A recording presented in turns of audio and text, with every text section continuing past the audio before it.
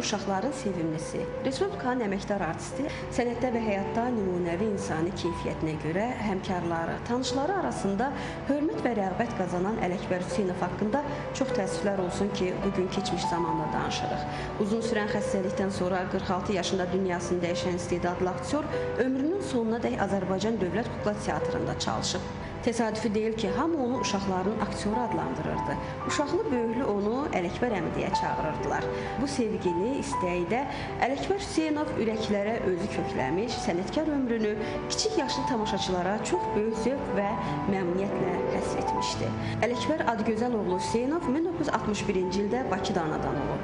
Musiqiyə, sənətə hələ uşaqlıqdan meyl göstərib. 1978-1982-ci illərdə Azərbaycan Dövlət İncəsənət İnstitutunun Dram və Kino Aktyorluğu fakültəsində təhsil alıb. Əmək fəaliyyətinə Şəki Dövlət Dram Teatrında başlayıb. Teatrın səhnəsində maraqlı rollar yaradan aktyor burada böyük sənət təcrübəsi toplayır. 1988-ci ildə isə Abdullah Şaiq adına Azərbaycan Dövlət Kukla Teatrında aktyor kimi fəaliyyətə başlayır. Teatrın repertuarını maraqlı yaradıcılığı ilə bəzəyən istedadlı aktyor Əbdürrəhim bəy Haqverdiyevin Pəricadu əsərində Qurban, Andersenin Bülbül nağılında nağılçı və Çin imperatoru, Astrovskinin Qarqız əsərində Lel, Rəhman Əlizadənin Keçəlin toyunda Keçəl və başqa bənzərsiz rollar yaradıb.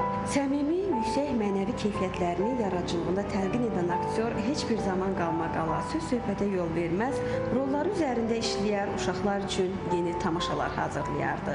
Səadət Quşu və Möcüzəli Tamaşa pyeslərini Azərbaycan Dövlət Kukla Teatrının Rus bölməsində tamaşaya hazırlayıb.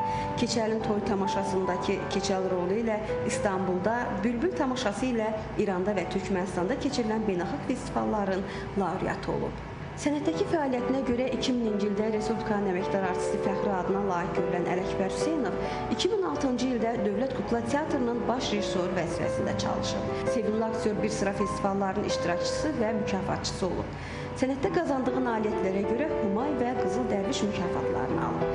Beynəlxalq festivallarda iştirak edən aktyor 2007-ci ildə Polşanın Təbəssüm ordeni mükafatına layiq görülüb.